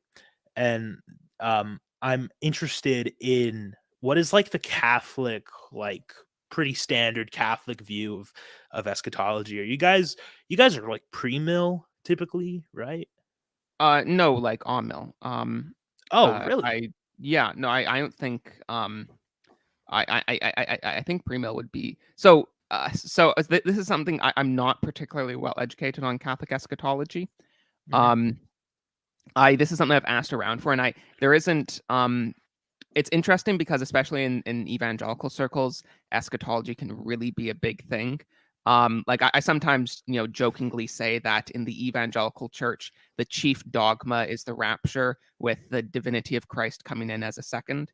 And that, that's of course an exaggeration, that's hyperbole. But I'm an ex-evangelical. I definitely, and I'm not saying not all evangelicals, but I'm sure you've Hashtag. gotten that vibe from some evangelicals. Well, I'm that they're laughing because you're right. Like, this is something Yeah. that I've been dealing with. Like, it's the left behind theology. It's the left Yeah. behind church. Like, it's all dispensationalist. It's all like, I guess pre-mill. Sorry, I thought most Catholics were post-mill, not pre-mill. Oh, yeah. It's all pre-mill. It's all dispensationalism. It's like, it's a 1950s invention, frankly. Yeah. Yes. No. Yeah. But it's not just that they believe that, but that in evangelical circles, it's very common for them to be really obsessed with that doctrine. Yes. I'm not. I mean, to be clear, I'm not saying it's necessarily wrong to be obsessed with the doctrine. I am obsessed with Banyezian Thomism and physical pre-motion. But sorry, that's just hyper autistic ways of saying predestination. Okay. But yeah. So I'm not saying it's necessarily wrong to be obsessed with the doctrine. I'm just saying that like it is common for evangelicals to be obsessed with that. But no, I mean, I think generally the standard Catholic view is on-mill. Like I said, though, it's there isn't, as far as I can tell, there isn't very clear dogmatic definitions on end time stuff in the Catholic Church. I mean, I know this came up a lot during the Reformation because, of course, with Protestants saying that the Pope is the Antichrist and that the Roman Catholic Church is the mark of the defected. beast is the Eucharist. Yeah. Well, I don't think. I mean, the original Protestants definitely wouldn't have said anything like that. Yeah, of course not.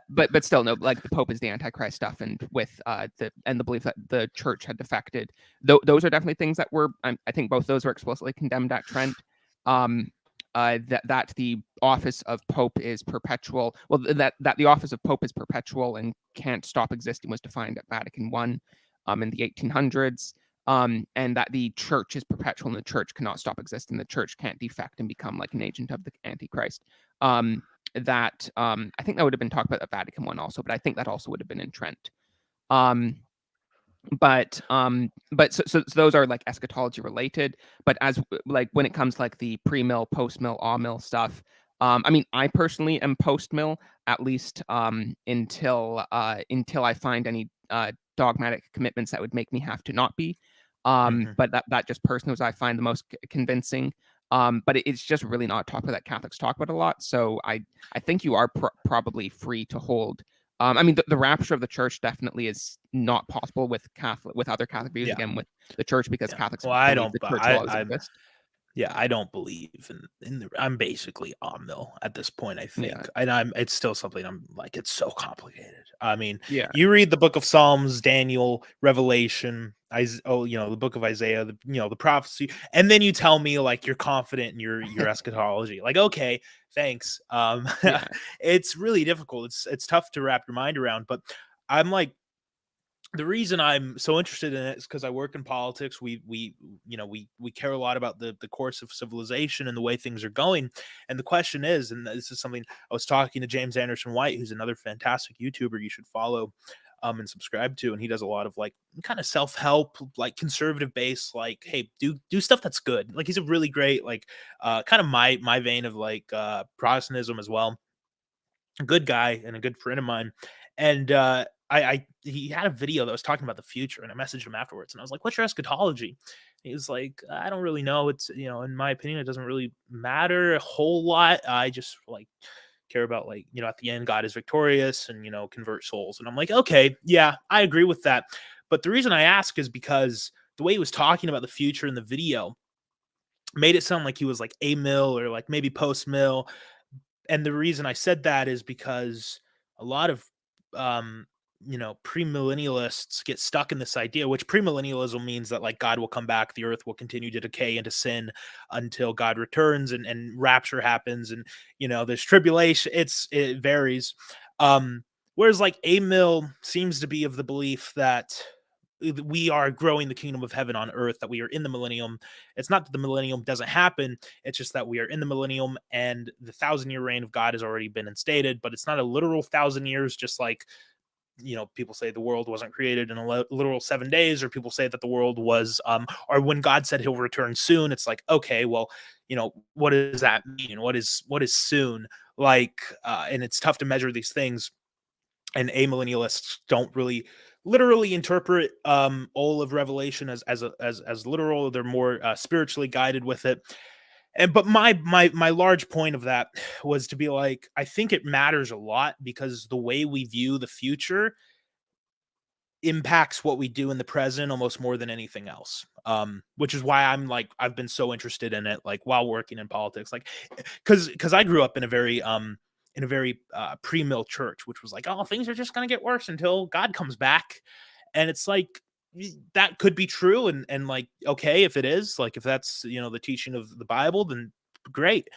And if that's how God has it, that's great, and I will continue to help facilitate the spreading of the gospel in my community, and that's good and all. But it's like, I feel like it almost devalues and undercuts, and it's almost like it's almost like antithetical, or it kind of bludgeons itself. And so the problem is too, is like, this is something that I'm wrestling with as well. Because of that, it's like, well, have I come to my opinions because of my line of work and because of what I do in the world, or because of what the Bible says, and what the teaching of the church is? And so it's just like, oh. So I'm like asking everybody I know who's like interested in theology, like, what do you think about eschatology? And Yeah. No, I mean, I know. I know Douglas Wilson talks about this. Talks about this topic a lot, and how he became post-mill. And yeah, I mean, I definitely think that there's a serious deleterious effect that premillennialism has on like American conservative evangelicals, and Canadian too, for that matter. That that it causes people to have this rapture mentality where they're expecting the world to end soon. And again, this is something you get from some like trad Catholics too. Not that they believe in the rapture literally, but that they're expecting that, like, oh, everything's so terrible, the Pope is so cringe, this means that like God is going to have to like just end this all soon. And I remember seeing a comment from a Catholic. I don't know if they were necessarily a trad, but they were something like that, where they said, "Oh, like the church is so terrible. Jesus needs to come back and do the rapture now." And it clearly, like the Catholic didn't realize that's not compatible with Catholic theology. But yeah, I mean, again, just to basically answer your question, I mean, other than like the rapture not being compatible, there isn't really specific dogmatic views on the topic. Yeah, no, that's a that's not helpful. Sorry. No, you're I mean, fine. I know a Calvinist book that Wilson always recommends on this is called The Puritan Hope.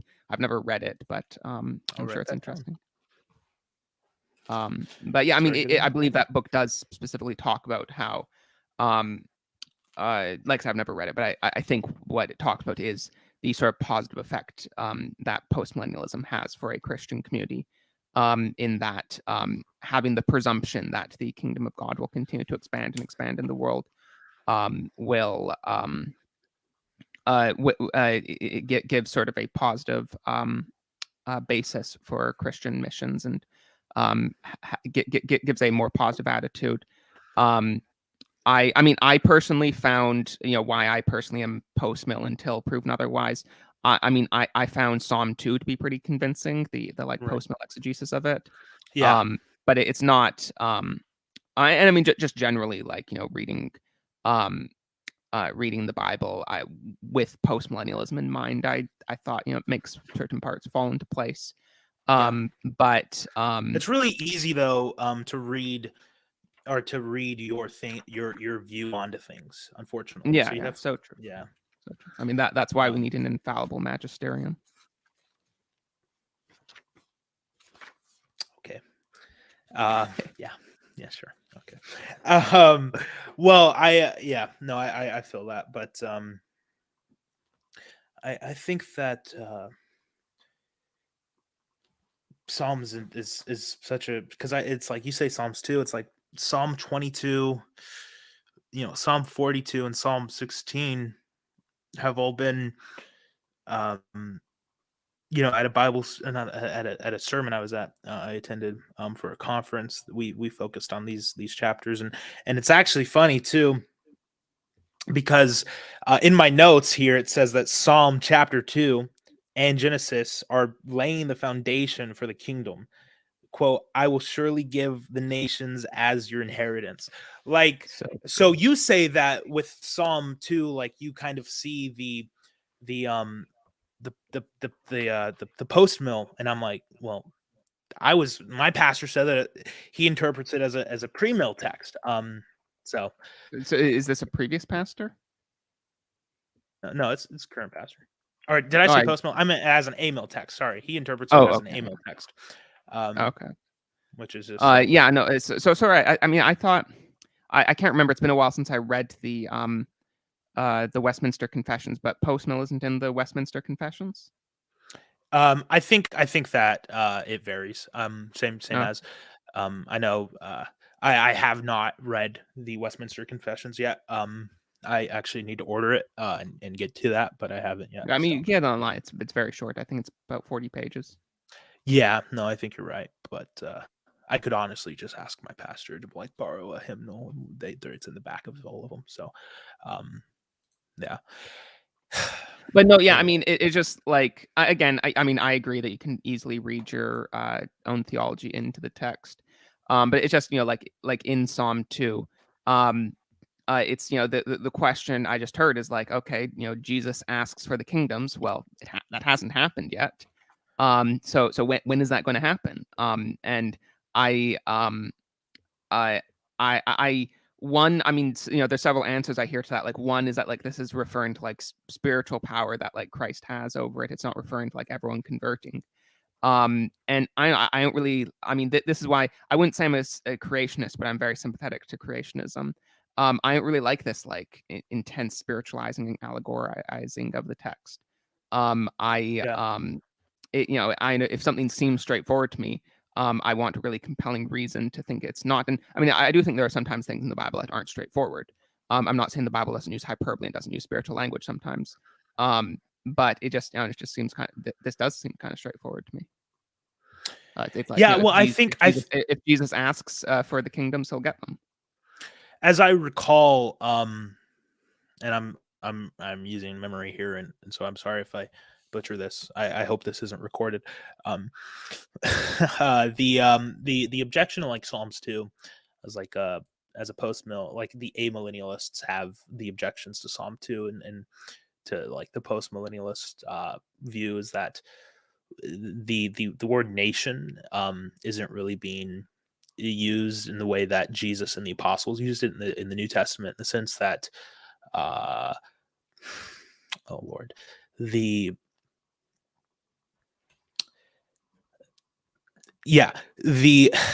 because I make the nations my footstool, and what Psalm 2 I think is referring to is the peoples that are the scattered Gentiles, is what they say, rather than like actual like political structures, if that makes sense.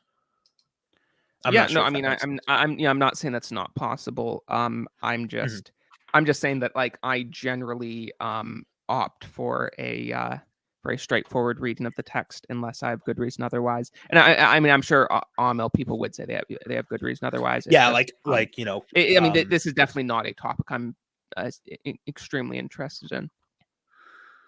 yeah. So it's not something I've read a lot Why? about. It just seems like it is the most interesting to me, because like I said earlier, like our view of the future determines how we act in the present. And maybe that's a bad opinion, because the way we act in the present should just be like the commandments of God, and not like, does that make sense? Like maybe I have a Yeah. bad view of this, but I don't know. I think Yeah, no, I mean, I get that. it could be it could be a motivation for obedience, perhaps. Yeah, no, I mean, I get that. I mean, part of it is probably just like a Catholic thing that like this almost never comes up as a debate among Catholics. Whereas like we've been throwing mud at each other since like the 50s. Yeah. Protestant sects, and Yeah. So I mean, I do know like there are some books that talk about eschatology from a Catholic perspective. So I'm not saying that it doesn't exist at all, but it's just like I'm an internet theology bro. I debate internet theology bros on Discord all the time. Like I cannot think of a single time that I debated an internet theology bro Catholic on eschatology. It simply has never come up. I just broke my pen. But I think that might be a good stopping point. Since that was like the only thing I had on mind. Yeah, sure, sounds good. Thank you very much for joining me, David. Would you like to shill? American Virtue on YouTube and Twitter and Instagram. Okay, I have your YouTube account linked also, or only that account. It's so bad, dude. I'm about to lose monetization on my channel because it's been forever since I uploaded. It's sad. Okay. Well, thank you everyone very much for joining us today here at Settlers Lament. Please have a good day, and God save the King.